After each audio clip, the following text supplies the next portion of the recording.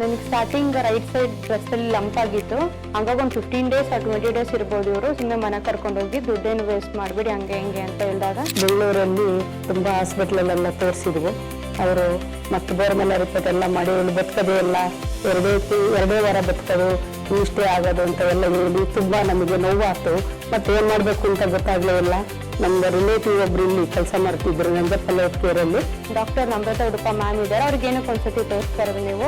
She's around 4 to 5 age ಅವ್ರನ್ನ ತುಂಬಾ cure ಮಾಡಿದ್ದಾರೆ. ಸಕ್ಸಸ್ ಕೂಡ ಆಗಿದೆ. ಅವರು ಇಲ್ಲಿ ಅವ್ರಿಗೆ ತೊಂದರೆ ಇಲ್ದಂಗೆ ಚೆನ್ನಾಗೆಲ್ಲ ನೋಡ್ಕೊಂಡು ಇವತ್ತು ನಾರ್ಮಲ್ ಅಲ್ಲಿ ಇದ್ದಾಳೆ ನನ್ನ ಮಗಳು. ಈ ಪೇಷಂಟ್ 23-year-old ಕಾಲೇಜ್ ಗೋರ್. ಅವಳಿಗೆ ಬ್ರೆಸ್ಟ್ ಅಲ್ಲಿ ಒಂದು ಲಂಪ್ ಡಿಟೆಕ್ಟ್ ಆಗಿತ್ತು. ಬ್ರೆಸ್ಟ್ ಅಲ್ಲಿ ಲಂಪ್ ಡಿಟೆಕ್ಟ್ ಆದ್ರೆ ಅದನ್ನ ಬ್ರೆಸ್ಟ್ ಕ್ಯಾನ್ಸರ್ ಅಂತಲೇ ಕಾಮನ್ ಪರ್ಸೆಪ್ಷನ್, ಎಲ್ಲರೂ ಹಂಗೆ ಅನ್ಕೋತಾರೆ. ಆಲ್ಮೋಸ್ಟ್ ಸರ್ಜರಿ ಮಾಡಿಸೋವರೆಗೂ ಹೊರಟು ಹೋಗ್ಬಿಟ್ಟಿದ್ಲು. ಆದರೆ ಫೈನಲಿ ಅದು ಗೊತ್ತಾಗಿದ್ದು ಅದು ಅಕ್ಯೂಟ್ ಮೈಲಾಯ್ಡ್ ಲುಕೇಮಿಯಾ ಅನ್ನೋ ಒಂದು ರೀತಿಯ ಬ್ಲಡ್ ಕ್ಯಾನ್ಸರ್, ರಕ್ತದ ಕ್ಯಾನ್ಸರ್ ಆಗಿತ್ತು. ರಕ್ತದ ಕ್ಯಾನ್ಸರ್ ರಕ್ತದಲ್ಲಿ ಅಲ್ಲದೆ ಬೇರೆ ಟಿಶ್ಯೂಸ್ ಅಲ್ಲಿ ಕೂಡ ಡಿಟೆಕ್ಟ್ ಆಗಬಹುದು. ಇದು ಮೋಸ್ಟ್ ಕಾಮನ್ ಆಗಿ ಡಿಟೆಕ್ಟ್ ಆಗೋದು ಒಂದೇ ಸ್ಕಿನ್, ಚರ್ಮದ ಕೆಳಗಡೆ ಅದು ಗಡ್ಡೆ ರೂಪದಲ್ಲಿ ಬರುತ್ತೆ. ಇದು ಹೋದ್ರೆ ಸೆಂಟ್ರಲ್ ನರ್ವಸ್ ಸಿಸ್ಟಮ್ ಅಲ್ಲಿ ಬರುತ್ತೆ, ಅಥವಾ ಈ ಕಂಗುಡ್ಡೆಯ ಸುತ್ತ ಎಲ್ಲಾದ್ರೂ ಬರುತ್ತೆ. ಆರ್ಬಿಟ್ ಮಾಸ್ ಅಂತ ಹೇಳ್ತೀವಿ ಅದನ್ನ. ಬ್ರೆಸ್ಟ್ ಅಲ್ಲಿರುವ ಎಲ್ಲಾ ಲಂಪುಗಳು ಬ್ರೆಸ್ಟ್ ಕ್ಯಾನ್ಸರ್ ಅಲ್ಲ. ಇವಳಿಗೆ ನಾವು ಫಸ್ಟ್ ಇನ್ವೆಸ್ಟಿಗೇಟ್ ಮಾಡಿದ್ವಿ, ಬೋನ್ ಮ್ಯಾರೋ ಟೆಸ್ಟ್ ಎಲ್ಲ ಮಾಡಿದ್ವಿ, ಕೆಲವು ಅಡ್ವಾನ್ಸ್ ಟೆಸ್ಟ್ ಗಳನ್ನೆಲ್ಲ ಮಾಡ್ಕೊಂಡ್ವಿ. ಆಮೇಲೆ ರಿಸ್ಕ್ ಸ್ಟ್ರಾಟಿಫಿಕೇಶನ್ ಅಂತ ಹೇಳ್ತೀವಿ, ಇದು ಯಾವ ರಿಸ್ಕ್ ಗೆ ಬರುತ್ತೆ ಅವಳನ್ನ ಪತ್ತೆ ಹಚ್ಚಲಾಯಿತು. ಅದಾದ್ಮೇಲೆ ಇಂಡಕ್ಷನ್ ಕೀಮೋಥೆರಪಿ ಅನ್ನುವ ಒಂದು intense chemotherapy, all 24 hours chemotherapy ಕೊಡ್ಲಾಯಿತು. ಅದಾದ್ಮೇಲೆ ಐಸೋಲೇಷನ್ ಅಲ್ಲಿ ಅವಳನ್ನು ಇಟ್ಟಿದ್ವಿ. 1 ತಿಂಗಳ ನಂತರ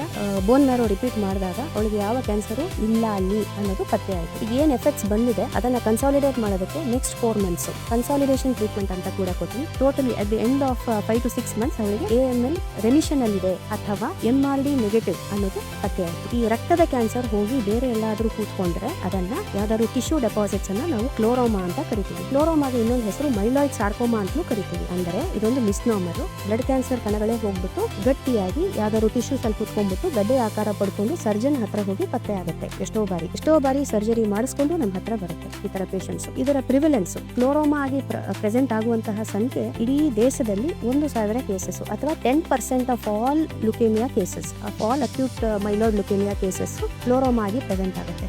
ಫರ್ದರ್ ಈ ತರ ಬ್ರೆಸ್ಟ್ ಅಲ್ಲಿ ಪತ್ತೆಯಾಗುವ ಸಂಖ್ಯೆ ಖಾಲಿ 8% ಅಷ್ಟೇ. ಅಂದರೆ ವಾರ್ಷಿಕ ಈ ತರ ಬ್ರೆಸ್ಟ್ ಕ್ಲೋರೋಮಾ ಅಥವಾ ಮೈಲಾಯ್ಡ್ ಸಾರ್ಕೋಮಾ ಪ್ರೆಸೆಂಟ್ ಆಗುವ ನಂಬರ್ ಬರೀ 80 ಕೇಸಸ್ ಅಷ್ಟೇ. ಈ ತರ ಒಂದು ಕೇಸನ್ನ ಟ್ರೀಟ್ ಮಾಡಿದೀವಿ.